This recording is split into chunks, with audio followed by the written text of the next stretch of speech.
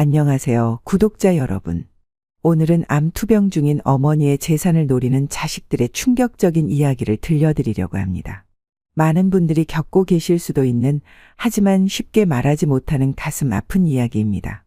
영상 시청 전 구독과 좋아요는 앞으로도 좋은 컨텐츠를 만드는 데 큰 힘이 됩니다. 저는 서울 강서구에 사는 67세 박선자입니다. 30년 넘게 살아온 이 동네에서 저는 평범하지만 행복한 삶을 살아왔습니다. 아침마다 동네 공원을 산책하고 주말이면 교회에 가서 봉사활동도 하면서 조용히 지내왔어요. 큰아들 민호는 대기업에 다니고 작은 딸 미영이는 간호사로 일하고 있습니다. 남편과는 10년 전에 이별했지만 자식들이 잘 자라준 덕에 늘 감사한 마음으로 살아왔어요. 아침이면 늘 일찍 일어나 김치찌개를 끓이고 밑반찬을 만들었습니다. 자식들이 주말에 들르면 맛있게 먹어주는 모습을 보는 게 저희 작은 행복이었죠. 엄마가 끓인 김치찌개는 역시 최고예요. 큰아들이 이렇게 말할 때면 가슴이 뿌듯했습니다. 며느리도 처음에는 제 요리를 칭찬하며 레시피를 물어보곤 했어요. 작은 딸 미영이는 병원 3교대 근무로 바빴지만 틈틈이 전화해서 제 안부를 물었습니다. 엄마, 오늘은 건강검진 가시는 날이죠? 꼭 가보세요. 딸의 잔소리가 때론 귀찮기도 했지만 그래도 그 마음이 고마웠습니다. 하지만 이런 평화로운 날들이 오래가지는 못했습니다. 그날, 그 전화를 받기 전까지는 말이에요. 시계는 새벽 4시를 가리키고 있었습니다. 추운 겨울 새벽, 저는 떡볶이 장사를 시작하기 위해 일어났어요. 그때는 자식들이 중고등학생이었죠. 남편의 월급만으로는 두 아이의 학원비를 감당하기 어려웠습니다. 선자 씨, 이렇게 고생하다가 몸 상하면 어쩌려고 그래? 동네 분들이 걱정해 주실 때마다 저는 웃으며 답했습니다. 괜찮아요. 우리 애들 공부하는 거 보면 피곤할 틈이 없어요. 매일 새벽부터 밤늦게까지 장사를 했습니다. 손이 얼어 퉁퉁 부어도 허리가 아파도 참았어요. 민호가 대학에 합격했다는 소식을 들었을 때의 그 기쁨이란. 엄마, 제가 서울대에 붙었어요. 그날 밤 혼자 방에서 얼마나 울었는지 모릅니다. 기쁨의 눈물이었죠. 아들아, 엄마가 떡볶이 장사해서 번 돈으로 너 등록금 다 내줄게. 미영이도 간호대학에 들어갔습니다. 두 아이 모두 장학금을 받아 공부했지만 생활비며 학원비며 늘 빠듯했어요. 엄마, 이런 옷은 어디서 샀어요? 너무 촌스러워요. 큰아들이 제 옷차림을 지적할 때면 마음이 아팠지만 그래도 웃으며 넘겼습니다. 엄마는 이 옷이 편해서 그래. 너희들 학비 보태느라 새 옷 살 여유가 없는 거 아니야. 지하철역 앞에서 떡볶이를 팔던 시절, 비가 오나 눈이 오나 한자리를 지켰습니다. 그 시절 손님들이 던진 모진 말에도 참았고 단속반을 피해 도망 다닐 때도 있었죠. 박선자 씨, 오늘 매출은 얼마나 됐어? 퇴근길에 남편이 물으면 저는 늘 웃으며 대답했습니다. 오늘은 장사가 잘 됐어요. 이러다 우리 아이들 의사, 간호사 시키겠어요. 힘들었지만 행복했습니다. 자식들이 잘 자라는 걸 보는 게 제 삶의 전부였으니까요. 하지만 그때는 몰랐습니다. 제가 바친 이 모든 희생이 언젠가는, 그날은 평소와 다름없는 아침이었습니다. 작은 딸 미영이가 예약해준 종합검진을 받으러 가는 날이었죠. 엄마, 작년에도 건강검진 미루셨잖아요. 오늘은 꼭 가셔야 해요. 아침부터 미영이의 전화를 받았습니다. 매년 받던 검진이라 크게 걱정하지 않았어요. 하지만 초음파 검사를 받는 동안 의사의 표정이 심상치 않았습니다. 박 선자님, 여기 좀 이상한 부분이 보이네요. 정밀 검사를 해보시는 게 좋겠습니다. 의사의 말에 순간 가슴이 철렁 내려앉았습니다. 괜찮을 거야. 그냥 나이 들면서 생기는 변화일 수도 있으니까. 스스로를 위로하며 집으로 돌아왔지만 그날 밤 잠을 이루지 못했습니다. 창밖의 달빛을 바라보며 온갖 생각이 머릿속을 스쳐갔어요. 일주일 후 정밀 검사 결과를 받으러 갔습니다. 의사는 제 차트를 보더니 한숨을 깊게 내쉬었습니다. 검사 결과가 좋지 않네요. CT 촬영도 해보시고. 그 뒤로 하는 말들이 귀에 들어오지 않았습니다. 그저 하얀 벽만 멍하니 바라보고 있었어요. 병원 복도를 걸어 나오면서 다리가 휘청거렸습니다. 벤치에 앉아 한참을 울었어요. 미영아, 떨리는 손으로 전화를 꺼냈지만 차마 번호를 누르지 못했습니다. 간호사인 딸에게 이런 소식을 어떻게 전해야 할지. 집으로 돌아오는 버스 안에서 창밖을 바라보며 생각했습니다. 아직 자식들에게 해주고 싶은 게 많은데 이제 얼마나 더 시간이 남은 걸까? 이날 이후로 저희 평화로운 일상은 끝이 났습니다. 그리고 저는 아직 모르고 있었죠. 이 병이 제 자식들의 진짜 모습을 보여주게 될 거라는 것을. 종합병원 검사 예약을 잡는데 한 달이나 걸렸습니다. 그 한 달 동안 저는 매일 밤 식은땀을 흘리며 뒤척였어요. 아침이면 여전히 일상처럼 김치찌개를 끓이고 반찬을 만들었지만 모든 것이 꿈같이 비현실적으로 느껴졌습니다. 엄마, 오늘 큰 병원 가시는 날이죠? 제가 휴가 내고 동행할게요. 미영이가 먼저 연락해 왔습니다. 큰아들에게는 아직 알리지 않기로 했어요. 서울대병원 로비는 사람들로 북적였습니다. 하얀 가운을 입은 의사들이 분주히 오가는 모습을 보며 가슴이 더욱 답답해졌어요. 박 선자님, 들어오세요. 교수님의 목소리는 따뜻했지만 검사 결과를 보는 표정은 굳어 있었습니다. 몇 가지 검사를 더 해봐야 할 것 같네요. CT, MRI, PET, CT까지. 긴 의학 용어들이 이어졌습니다. 미영이가 옆에서 꼼꼼히 메모를 했어요.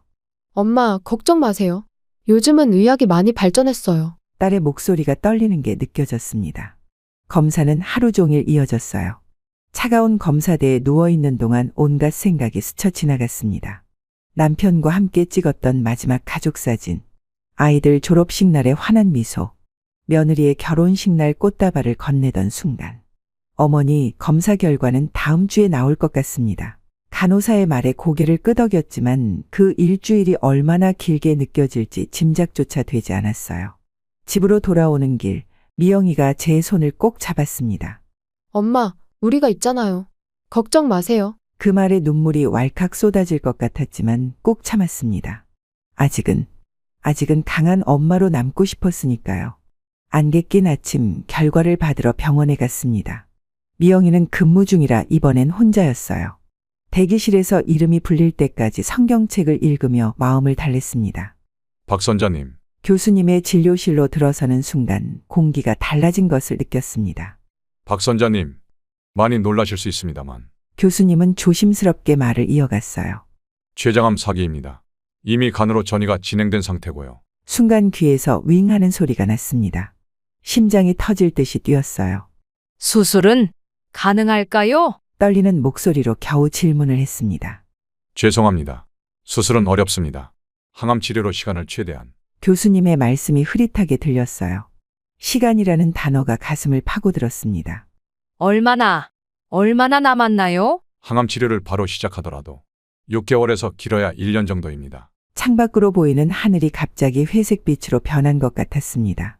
혹시 가족분들께 연락드려 볼까요? 교수님의 물음에 고개를 저었습니다. 아직은 아니에요. 병원을 나오는 길 갑자기 다리에 힘이 풀렸습니다. 병원 화장실에 들어가 한참을 울었어요. 하나님, 저 아직 못 가요. 아직 자식들한테 해주고 싶은 게 너무 많은데. 집으로 돌아오는 버스 안에서 창밖을 바라보며 생각했습니다. 이제 어떻게 해야 하지? 아이들에게 어떻게 말해야 하지? 그때는 몰랐습니다. 제 병이 자식들의 숨겨진 본성을 드러내는 계기가 될 줄은. 저녁 식사 시간 아이들을 불러 모았습니다. 침묵 속에서 제가 준비한 반찬들을 테이블에 차렸어요. 무슨 일 있으세요? 엄마, 갑자기 다 모이라고 하시고. 큰아들 민호가 물었습니다. 며느리는 핸드폰만 들여다보고 있었어요. 엄마가 할 말이 있어서. 말을 꺼내려는 순간 목이 메었습니다. 미영이가 제 손을 살며시 잡아주었어요. 췌장암이래. 사기야. 미영이가 대신 말해주었습니다. 순간 식탁 주위가 얼어붙었어요. 뭐라고요? 그게 무슨? 민호의 얼굴이 하얗게 변했습니다. 하지만 그의 눈빛에서 저는 이상한 것을 발견했어요. 놀람과 충격 속에 묘한 계산이 스치는 듯한 어머니, 그럼 얼마나 사실 수 있대요? 며느리의 첫마디였습니다. 가슴이 철렁 내려앉았어요. 유진아, 너 지금 그게 무슨 말이야? 민호가 며느리를 나무랐지만 이미 던져진 말은 공기 중에 떠다녔습니다. 치료비는 얼마나 든다고 하나요? 어머니? 두 번째로 나온 며느리의 질문에 미영이가 벌떡 일어났습니다. 언니, 지금 그게 중요해요? 식사 자리는 순식간에 냉랭해졌습니다. 밥상 위에 올려진 따뜻한 찌개에서 김이 모락모락 피어올랐지만 아무도 수저를 들지 않았어요. 엄마, 제가 있잖아요. 제가 다 알아볼게요. 미영이가 제 어깨를 감싸 안았습니다. 그 순간 큰아들 부부가 주고받는 눈빛이 보였어요. 무언가를 계산하는 듯한 서늘한 눈빛이었습니다. 그날 밤 처음으로 느꼈습니다. 제 병이 자식들에게 서로 다른 의미로 다가왔다는 것을. 다음 날부터 큰아들 부부의 태도가 달라졌습니다. 거의 매일 집에 들리기 시작했어요. 엄마, 이제 힘드실 텐데 저희가 모실게요. 저희 집으로 이사 오세요. 민호의 제안은 겉으로 보기엔 효심 가득해 보였습니다. 하지만 왠지 마음 한구석이 불편했어요. 어머니, 그동안 제가 잘못해드렸죠. 이제는 제가 친딸처럼 모실게요. 며느리 유진의 갑작스러운 애교에 소름이 돋았습니다. 지난 10년간 한 번도 보지 못한 모습이었으니까요. 엄마, 통장이랑 도장은 어디 두셨어요? 제가 관리해 드릴게요. 밥을 먹던 중 민호가 불쑥 물었습니다. 왜? 그게 갑자기 생각이 나니? 아니, 치료비도 그렇고 앞으로 관리가 필요할 것 같아서요. 식사 중이었는데 갑자기 속이 메스꺼워졌습니다. 어머니, 이 집 말고 다른 부동산은 없으세요? 며느리의 눈빛이 날카로웠습니다. 지금 그걸 말이라고 하니? 있었다면 너희한테 숨겼겠니? 말끝을 흐렸습니다. 실은 교회 근처에 작은 상가가 하나 있었어요. 떡볶이 장사하면서 힘들게 모아둔 재산이었죠. 어머니, 저희 집으로 오시면 편하실 텐데. 며느리의 말에 민호가 거들었습니다. 맞아요, 엄마. 저희가 잘 모실게요. 그들의 달콤한 말 속에 숨은 의도가 점점 드러나는 것 같았습니다. 창밖으로 흐르는 구름을 보며 생각했어요. 아들아, 내가 이렇게 변할 줄은 몰랐구나. 엄마, 오늘 컨디션은 어떠세요? 출근 전 미영이가 매일 아침 전화를 했습니다. 딸의 목소리에는 진심 어린 걱정이 묻어났어요. 오늘은 좀 괜찮아. 걱정하지 마. 거짓말이었습니다. 밤새 통증 때문에 잠을 설쳤어요. 하지만 딸이 걱정할까봐 숨겼습니다.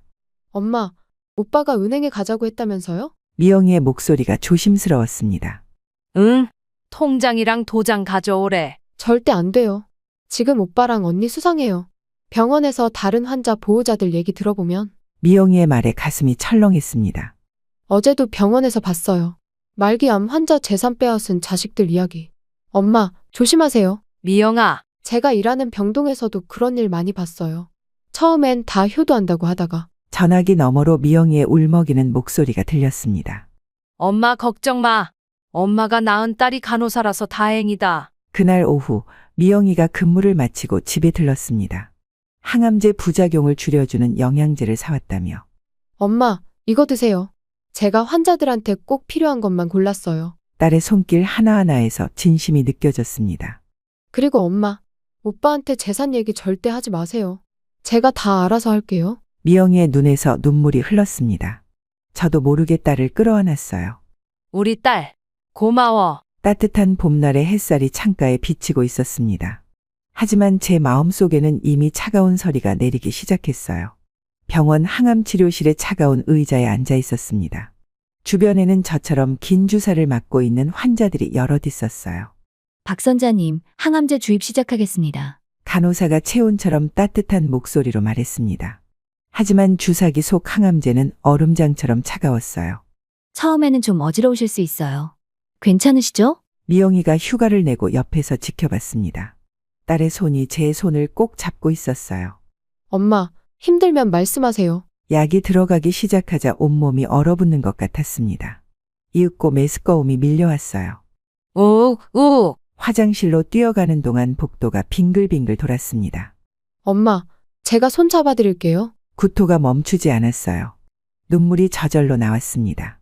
바로 그때 문자가 왔습니다. 엄마, 은행 가기로 한 거 잊지 않으셨죠? 민호, 미영이가 제 핸드폰을 보더니 한숨을 쉬었어요. 엄마, 지금 이 상황에서도 오빠는 말을 끝맺지 못하고 딸이 눈물을 훔쳤습니다. 밤이 되자 고열이 시작됐어요. 머리카락이 한 움큼씩 빠지기 시작했고 음식 냄새만 맡아도 구역질이 났습니다. 이제 시작이에요. 엄마, 앞으로가 더 힘드실 거예요. 미영이의 말처럼 이것은 시작에 불과했습니다.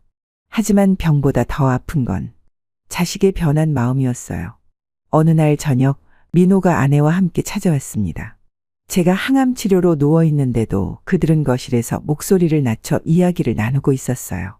여보, 이러다가 어머니 재산 치료비로 다 써버리면 어쩌지? 걱정 마요. 내가 다 알아봤어요. 빨리 도장만 받으면 될 것 같은데. 침대에 누워 귀를 기울이고 있자니 한숨이 절로 나왔습니다. 엄마, 약 드실 시간이에요. 미영이가 퇴근하자마자 달려왔습니다. 거실에 두 사람이 화들짝 놀라 대화를 멈췄어요.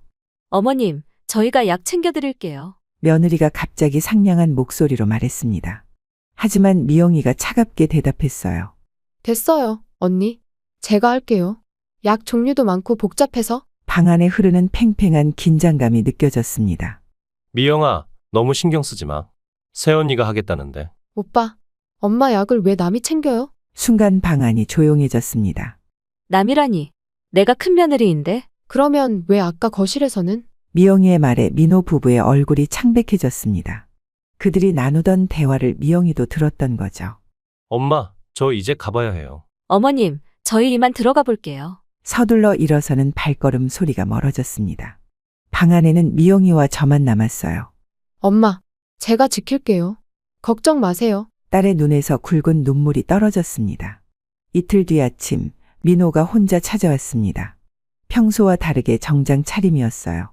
엄마, 오늘은 저랑 은행에 꼭 가셔야겠어요. 식탁에 앉아 커피를 마시던 민호의 눈빛이 날카로웠습니다. 항암 치료비가 얼마나 나올지 알아요? 한 달에 몇백만 원씩. 엄마 재산으로 감당이나 되실지. 가슴이 철렁 내려앉았습니다. 떡볶이 장사할 때 그렇게 착하던 내 아들이 어머니, 갑자기 며느리가 들이닥쳤습니다. 큰일 났어요. 어머니 의료보험료 체납됐대요. 제가 은행에서 알아보니까. 체납이라니? 내가 매달 꼬박꼬박 냈는데. 어머니, 그러니까 저희가 통장을 관리해드리겠다는 거잖아요. 민호가 서류 가방을 열더니 은행 위임장을 꺼냈습니다. 여기 사인만 해주시면. 잠깐만. 그때 핸드폰이 울렸습니다. 미영이었어요. 엄마, 절대 사인하지 마세요. 제가 지금 가고 있어요. 민호가 얼굴을 구겼습니다. 미영이 전화해요? 동생이 뭐라고 해요? 엄마, 이제 저희가 보살펴 드릴게요. 동생한테는 민폐 끼치지 말고. 민폐라니 동생이 엄마 생각하는 게? 목소리가 떨렸습니다. 아들아, 너 지금 내 동생을, 내 엄마를 이렇게 대해도. 말을 잇지 못하고 눈물이 흘렀습니다. 아들의 눈빛은 여전히 차가웠어요. 그날 오후 며느리가 혼자 찾아왔습니다. 손에는 비싼 건강식품 선물 세트를 들고 있었어요. 어머님, 이거 20만 원짜리 홍삼이에요. 꼭 드세요. 거실에 앉아 차를 마시는 동안 며느리의 태도가 전과 달리 지나치게 상냥했습니다. 어머님, 솔직히 말씀드릴게요. 저희 집으로 이사 오시는 게 어떠세요? 갑자기 그게 무슨. 아니, 그게 어머님 혼자 계시면 너무 위험하잖아요. 응급 상황이 생기면 어떡해요? 며느리의 말에 일리가 있었지만 뭔가 불편한 기운이 느껴졌습니다. 저희가 모시면 병원도 가깝고 무엇보다 재산 관리도 제가 착실하게 해드릴게요. 재산 관리라는 말이 나오자 등줄기가 서늘해졌습니다. 어머님 통장이랑 도장만 저희가 보관하면. 유진아, 네, 어머님. 너희 집에 내가 갈 방이라도 있니? 순간 며느리의 얼굴이 굳었습니다. 아, 그게 손주들 방을 좀 줄여서. 침묵이 흘렀습니다. 창밖에서 들리는 참새 소리만이 이 불편한 정적을 채웠어요. 며느라, 나는 여기가 좋아. 30년을 살아온 내 집이. 어머님, 그런 고집은. 며느리의 목소리가 순간 날카로워졌다가 황급히 표정을 바로잡았습니다. 죄송해요. 너무 걱정되어서 그만. 하지만 이미 며느리의 본심은 드러난 뒤였습니다. 다음 날 아침 민호가 출근하기 전에 들렀습니다. 이번에는 서류 가방이 아닌 노트북을 들고 왔어요. 엄마, 제가 어제 밤새 정리해봤어요. 앞으로 들어갈 병원비가. 노트북을 펼쳐 엑셀 파일을 보여주었습니다. 항암 치료비, 입원비, 검사비. 숫자들이 빼곡했어요. 이러다가 엄마 재산 다 써버리면 어떡해요. 나중에 요양원이라도 가셔야 할 텐데. 요양원은 내가 왜 들어가니? 어머니, 며느리가 갑자기 들어왔습니다. 손에는 서류 뭉치를 들고 있었어요. 변호사님이 이것만 사인하면 된대요. 재산관리 위임장이에요. 변호사는 왜 만난 거야? 떨리는 목소리로 물었습니다. 어머님, 이건 다 어머님 위해서예요. 나중에 의식이 없으시더라도 저희가 치료비를. 의식이 없다니 아직까지 이렇게 멀쩡한데. 숨이 막혔습니다. 내 자식들이 벌써 내가 의식을 잃을 거라고 생각하고 있다니. 엄마, 이건 그냥 만약의 경우를 대비해서. 민호가 말을 이었지만 이미 제 귀에는 들리지 않았어요. 창밖의 하늘이 갑자기 회색빛으로 변한 것 같았습니다. 난 아직 정신 멀쩡해. 어머님, 그게 중요한 게 아니라 나가. 둘 다 나가. 처음으로 목소리를 높였습니다. 민호와 며느리는 놀란 표정을 지었지만 서류는 식탁 위에 남겨둔 채 나갔습니다. 그들이 떠난 후 서류를 살펴보니 위임장뿐만 아니라 부동산 증여계약서도 있었어요. 저녁 무렵 민호가 다시 찾아왔습니다. 이번에는 얼굴에 화가 난 기색이 역력했어요. 엄마, 우리가 이러려고 했던 게 아닌데. 거실에 들어서자마자 소리를 질렀습니다. 오늘 미영이한테 전화 받았어요. 제가 엄마 재산을 노리고 있다고. 미영이가 엄마한테 정말 그렇게 말한 거 맞아요? 창밖이 어두워지기 시작했습니다. 어둠이 깊어질수록 아들의 목소리는 더욱 거칠어졌어요. 말기암 환자가 재산은 무슨 재산이에요? 이제 치료비도 못 내실 텐데. 민호야, 엄마가 돌아가시면 어차피 제 몫이 될 재산이잖아요. 미리 정리하자는 게 뭐가 잘못됐어요? 순간 가슴이 찢어지는 것 같았습니다. 내가 널 어떻게 키웠는데? 그런 말씀 하실 때가 아니에요. 현실적으로 생각하세요. 그때 며느리가 들어왔습니다. 어머니, 저희 집 대출이 많아서 이번에 꼭 정리가 필요해요. 아니면 강제 집행이라도. 강제로? 지금 날 협박하는 거니? 떨리는 목소리로 물었습니다. 협박이 아니라 현실이에요. 어머님이 돌아가시면 어차피. 나가. 당장 나가. 목소리가 울렸습니다. 손이 떨려왔어요. 그들이 나간 후 창밖을 바라보며 생각했습니다. 이제는 정말 끝인가 보구나. 아침부터 전화가 울렸습니다. 민호였어요. 엄마, 오늘은 꼭 은행에 가셔야 해요. 제가 모시러 갈게요. 피곤하다. 오늘은 더 이상 미루면 안 돼요. 어차피 피할 수 없는 일이에요. 아들의 목소리에 불안감이 엄습했습니다. 얼마 후 민호와 며느리가 함께 도착했어요. 어머니, 옷 갈아입으세요. 저희가 기다릴게요. 며느리가 옷장을 뒤지기 시작했습니다. 내가 알아서 할게. 어머님은 너무 편하게 입으시잖아요. 오늘은 은행 갈 거니까. 그때 미영이에게서 문자가 왔습니다. 엄마, 절대 은행 가지 마세요. 제가 퇴근하고 갈게요. 못 가겠어. 오늘은 컨디션이 안 좋아. 엄마, 이제 그만하세요. 매번 이런 식으로. 민호의 목소리가 격앙되었습니다. 어머니, 이러시면 저희가 법적으로. 법적으로? 날 고소라도 하겠다는 거니? 순간 방안이 조용해졌습니다. 그게 아니라 어머님의 정신 상태가 불안정하시니 정신 상태? 그제야 깨달았습니다. 이들이 저를 정신적으로 문제가 있다고 몰아가려 한다는 것을. 정신이 온전치 않다고 하려는 거니? 떨리는 목소리로 물었습니다. 썩은 오이 냄새를 맡은 것처럼 역겨운 기분이 밀려왔어요. 어머니, 그게 아니라 암 환자분들은 우울증도 있고. 며느리가 달콤한 목소리로 말을 돌리려 했습니다. 이제 알겠다. 너희가 왜 그동안 내 행동을 하나하나 메모하고 다녔는지. 식탁 위에 놓여있던 메모장이 눈에 들어왔어요. 3월 15일 김치를 냉장고 대신 싱크대에 두심. 3월 18일 혼잣말을 하심. 엄마, 그건 다 엄마가 걱정돼서. 걱정? 날 미치광이로 만들어서 재산 빼앗으려는 수작 아니니? 어머님, 저희는 며느리의 얼굴이 새하얗게 변했습니다. 이제 더는 속지 않을 거야. 당장 나가. 엄마가 정이러시면 우리도 어쩔 수 없어요. 민호가 핸드폰을 꺼내 들었습니다. 지금 바로 요양병원에 전화해서. 그 순간 현관문이 열렸습니다. 감히 우리 엄마를 요양병원에? 미영이가 서 있었어요. 간호사 유니폼을 입은 채로 달려온 듯 했습니다. 이제 두 사람 정체가 확실해졌네. 미영이의 차가운 목소리가 방 안에 울렸습니다. 그날 이후로 민호와 며느리는 더욱 노골적으로 변했습니다. 거의 매일 찾아와 압박했어요. 엄마, 이제 고집 그만 부리세요. 재산 정리해 주시면 편하게 해드릴게요. 아침 식사 시간, 점심 시간, 저녁 무렵. 시도 때도 없이 찾아왔습니다.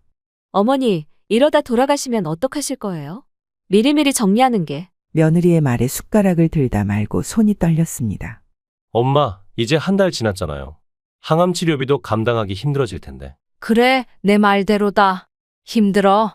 근데 너희는 치료비보다 재산이 더 중하니? 엄마, 말기암 환자 앞에서 죽음 얘기하는 게 쉽니? 내가 낳은 자식이 어떻게 저런 말을. 목이 메었습니다. 창밖에서 들리는 매미 소리가 귓가를 울렸어요. 어머님, 저희가 매일 이렇게 찾아오는 것도 다 어머님 때문이에요. 그래, 다 내 탓이지. 내가 빨리 죽지 않아서. 어머니, 그게 아니라 입술이 파르르 떨렸습니다. 그때 또다시 현관문이 열렸어요. 오빠, 이제 그만해요. 더는 못 봐주겠어요. 미영이가 돌아왔습니다. 며칠 후 평소처럼 아침 산책을 나갔다가 이상한 기운을 느꼈습니다. 아파트 입구에서 만난 이웃들이 저를 보며 수군거렸어요. 저분이 치매라면서요? 아들이 그러던데. 돈도 막 쓰고 정신이 없대요. 귀가 멍멍해졌습니다. 20년 넘게 알고 지낸 이웃들이 저를 이상한 눈으로 바라보고 있었어요. 슈퍼마켓에 들어갔더니 주인 할머니가 조심스레 물었습니다. 선자씨, 많이 힘들지? 치매 초기라면서. 누가 그런 말을. 목소리가 떨렸습니다. 큰아들 며느리가 그러던데. 돈도 막 뿌리고 다닌대서. 그때 마침 미영이에게서 전화가 왔습니다. 엄마, 오빠가 주민센터에도 가서 엄마 치매 의심된다고 신고했대요. 동사무소 직원이 제게 살짝 알려줬어요. 숨이 막혔습니다. 내 자식이 날 미친 사람으로 만들려 하다니. 아니에요. 절대 아니에요. 거짓말이에요. 슈퍼마켓에서 소리를 지르고 말았습니다. 주변 사람들이 놀란 듯 쳐다봤어요. 그날 저녁 아파트 게시판에 큰 글씨로 공지가 붙었습니다. 치매 의심 환자 출연, 주의 요망. 어느 날 아침 며느리가 갑자기 찾아왔습니다. 어머님, 이게 뭐예요? 손에는 제 신용카드 명세서를 들고 있었어요. 지난달에 백화점에서 50만 원어치를 사시고 건강식품점에서 120만 원. 그건 내 돈으로 산 거야. 어머님, 이제 치료비도 없다면서요? 이렇게 돈을 막 쓰시면 어떡해요? 며느리의 목소리가 점점 커졌습니다. 카드 주세요. 제가 관리할게요. 뭐라고? 민호 씨도 동의했어요. 어머님이 이상한데 돈 쓰시는 것 같다고. 그때 민호가 들어왔습니다. 엄마, 카드 주세요.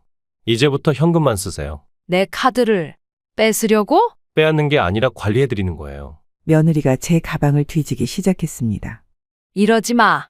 제발. 하지만 그들은 결국 제 지갑에서 카드를 빼앗아 갔어요. 그날 밤 미영이에게 전화했습니다.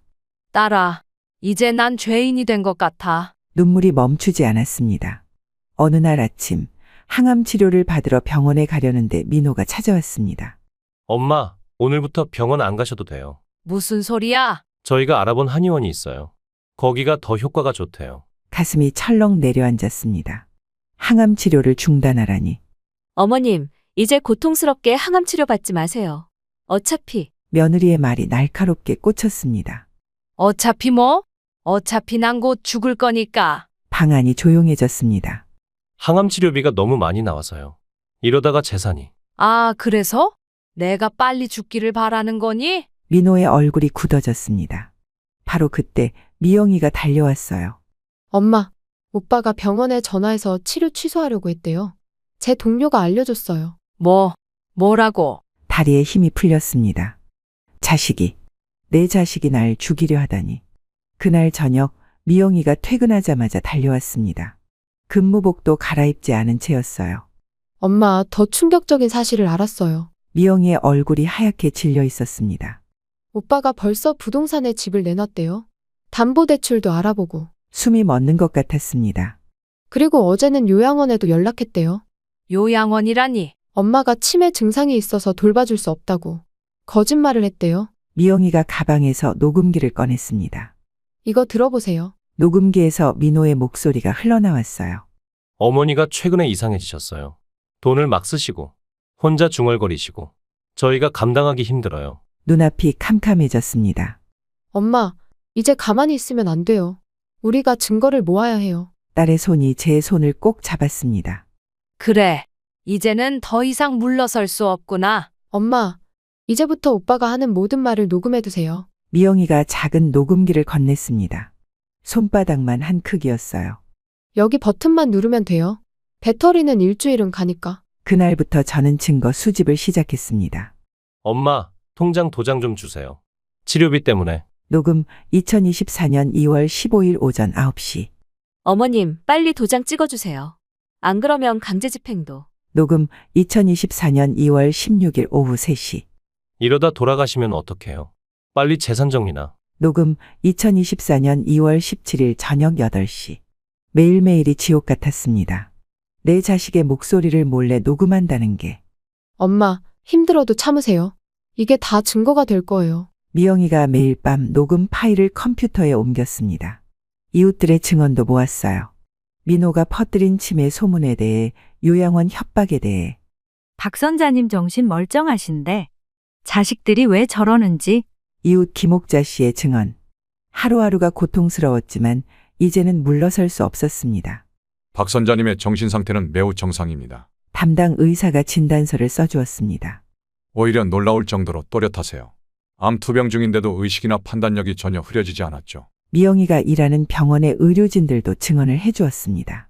큰아들이 와서 어머님이 치매 증상이 있다고 했을 때 저희는 믿을 수 없었어요. 수간호사 장미란의 증언. 오히려 치료 과정을 꼼꼼히 기록하시고 약물 복용 시간도 정확히 지키시는 담당 간호사 김수진의 증언. 환자분이 치매라고? 말도 안 되는 소리예요. 제가 본 환자 중에서 가장 의식이 또렷하신 분인데? 주치의 박성훈 교수의 증언. 증거가 하나둘 쌓여갔습니다.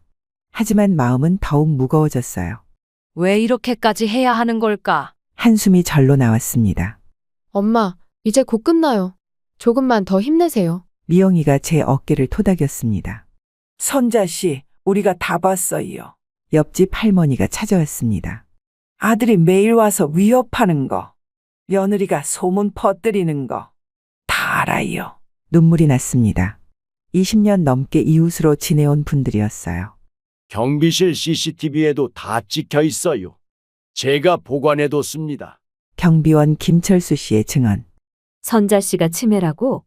말도 안 되는 소리지. 어제도 우리 반찬 레시피를 줄줄 읊으시던데. 301호 이웃 최영희 씨의 증언. 그 자식들 돈만 노리고 어머니 힘들게 하는 거 다 봤어요. 관리사무소 직원 박미순 씨의 증언. 아파트 주민들이 하나둘 찾아와 증언을 해주었습니다. 선자 씨, 우리가 있잖아요. 힘내세요. 이웃들의 따뜻한 말 한마디에 눈물이 흘렀습니다. 고마워요. 정말 고마워요. 혼자가 아니란 걸 느꼈습니다. 박 선자님, 이런 증거들이면 충분합니다. 변호사가 자신감 있게 말했습니다. 책상 위에는 그동안 모은 증거들이 가득했어요. 아들의 협박 녹음, 의료진 증언, 이웃들의 증언서, 여기 CCTV 영상까지. 이걸로 이길 수 있을까요? 떨리는 목소리로 물었습니다.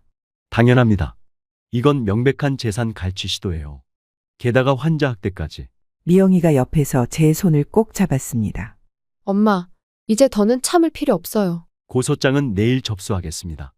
형사고소와 함께 손해배상도 청구할 거예요. 변호사의 말에 가슴이 철렁했습니다. 내 자식을, 내가 낳은 자식을 고소한다니. 어머님, 망설이실 필요 없습니다. 이건 범죄예요. 그래요, 엄마. 이제는 더 이상 물러설 수 없어요. 창밖에서 비가 내리기 시작했습니다. 빗소리를 들으며 생각했어요. 이제 정말 끝을 내야 할 때인가? 박 선자님이 가져오신 증거들은 놀랍도록 체계적이네요. 변호사가 서류들을 하나하나 검토하며 말했습니다. 이 녹음 파일만 해도 아들이 치매 진단을 강요하고 재산을 강탈하려 한 정황이 명백해요. 탁자 위에는 그동안 모아온 증거들이 산처럼 쌓여 있었습니다. 이건 요양원에 연락한 통화 기록이고, 이건 병원에서 치료를 방해하려 한 증거. 미영이가 하나하나 설명했습니다. 어머님, 이제 고소장을 작성하겠습니다. 재산갈취 미수, 사기 미수, 협박, 노인학대. 변호사의 말 한마디 한마디가 비수가 되어 가슴을 파고들었습니다. 꼭 이렇게까지 해야 하나요? 목이 메어 말이 나오지 않았습니다. 엄마, 지금도 오빠가 집을 담보로 대출을 알아보고 있대요. 이대로 두면. 미영이의 말에 정신이 번쩍 들었습니다. 그래요. 이제는 돌이킬 수 없는 강을 건너야 할 때. 시작하세요. 떨리는 목소리로 말했습니다. 오늘 밤에 고소장 초안을 완성하고 내일 아침 일찍 법원에 접수하겠습니다. 창밖으로 달빛이 스며들었습니다. 오늘 밤이 지나면 모든 것이 달라지겠죠. 다음 날 아침 미영이와 함께 은행에 갔습니다. 어머니 통장 거래 내역을 전부 출력해 주세요. 미영이가 창구 직원에게 부탁했습니다. 박선자 고객님, 최근에 아드님이 여러 번 방문하셨더라고요. 은행 직원이 조심스레 말을 꺼냈습니다. 저 혹시 어떤 용무로 왔을까요? 어머님 계좌 지급 정지를 요청하셨어요. 치매 증상이 있다면서. 가슴이 철렁 내려앉았습니다. 그리고 어머님 명의로 담보대출도 알아보셨어요. 근데 위임장이 없어서. 거래 내역서를 보니 민호가 수차례 계좌 조회를 시도한 기록이 있었습니다. 엄마, 이것 봐요. 오빠가 엄마 돈을 빼가려고. 미영이의 목소리가 떨렸습니다.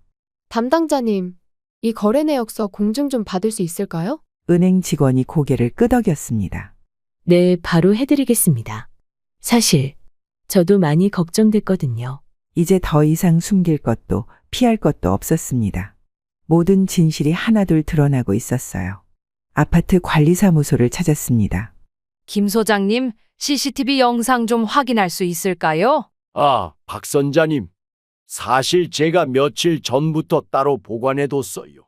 소장님이 컴퓨터 모니터를 켰습니다. 2월 15일 오후 3시 현관 앞에서 민호가 손가락질하며 소리치는 장면. 2월 18일 오전 11시 며느리가 제 가방을 뒤지는 장면. 2월 20일 저녁 7시 두 사람이 제 팔을 잡아 끄는 장면. 이거 전부 다 복사해 주세요. 미영이의 목소리가 떨렸습니다. 이것만이 아니에요. 경비원 김철수 씨가 다가왔습니다.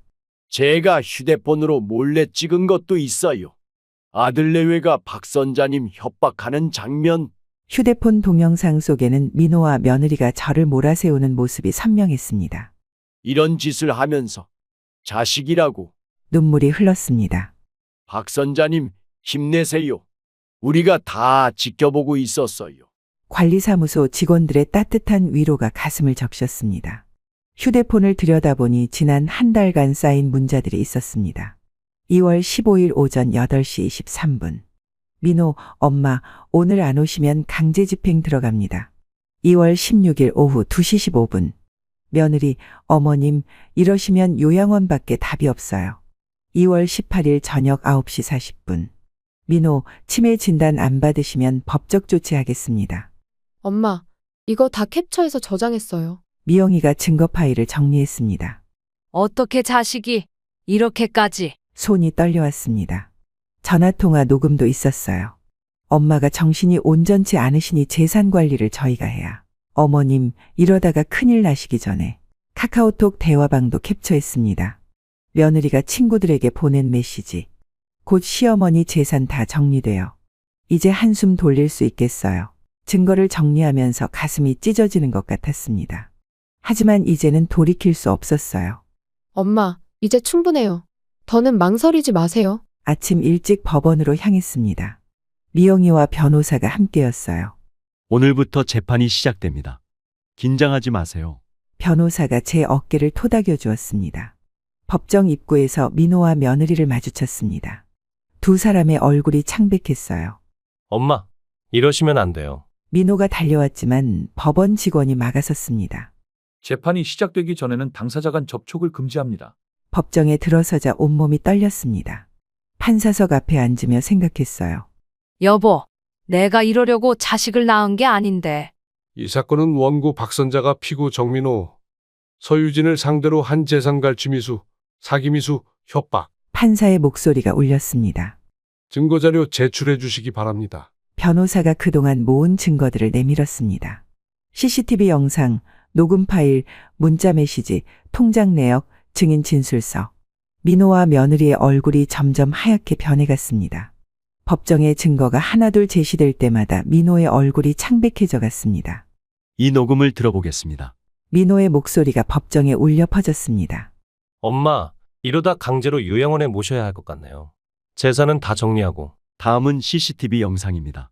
며느리가 제 가방을 뒤지는 장면, 카드를 빼앗아가는 장면이 스크린에 나왔습니다. 피고인 정민호, 이 증거들에 대해 할 말이 있습니까?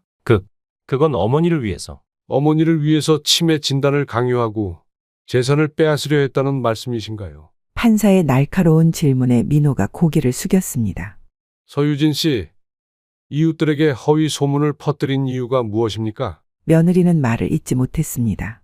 어머니가 암 투병 중인 걸 알면서도 치료를 방해하고 요양원에 보내려 한 것이 사실입니까? 법정이 조용해졌습니다.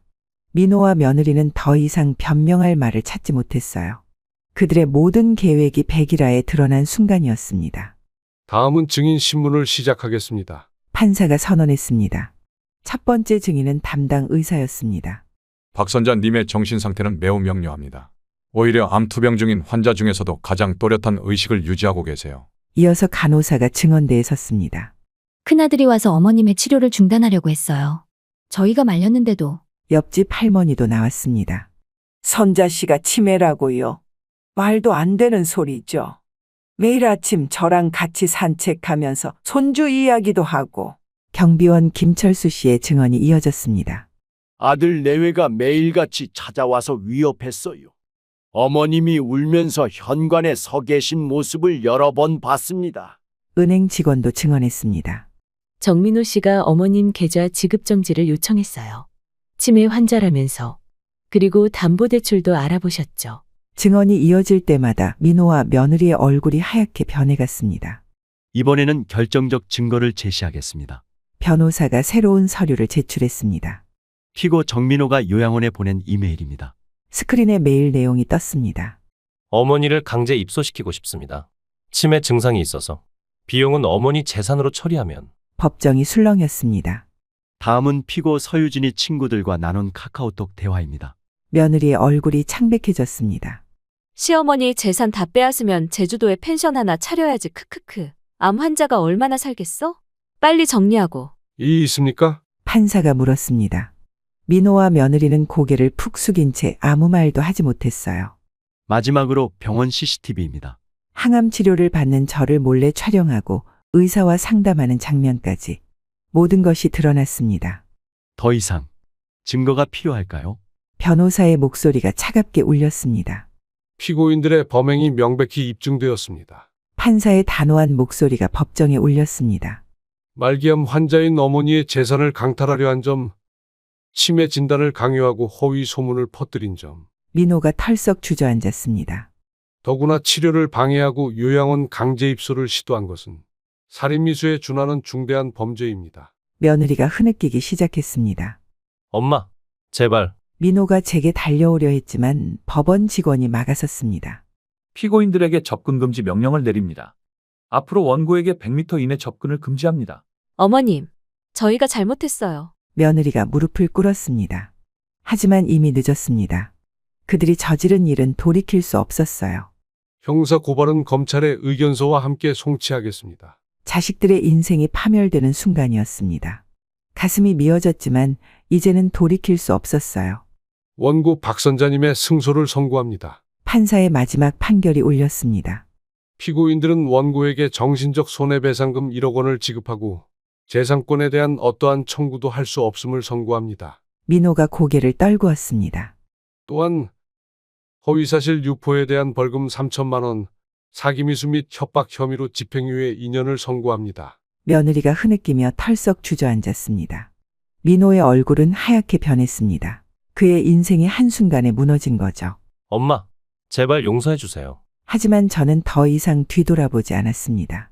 이제 정말 끝났구나. 미영이가 제 손을 꼭 잡았습니다. 엄마, 이제 우리 새로 시작해요. 재판장을 나오는 발걸음이 무거웠지만 마음은 오히려 홀가웠습니다. 이제야 진정한 평화가 찾아올 것 같았어요. 재판이 끝난 후 놀랍게도 제 건강이 조금씩 나아지기 시작했습니다. 박선자님, 암세포가 줄어들고 있어요. 이런 경우는 처음 봅니다. 담당 의사가 놀란 표정으로 CT 결과를 보여주었습니다. 스트레스가 많이 해소되어서 그런가 봐요. 미영이가 기뻐하며 말했습니다. 매일 아침 공원을 산책하고 좋아하는 음식도 조금씩 먹기 시작했어요. 머리카락도 새로 나기 시작했고 얼굴에 혈색도 돌았습니다. 엄마, 이제 약 먹는 시간도 잘 지키시고. 미영이가 제 건강 수첩을 보며 미소 지었습니다.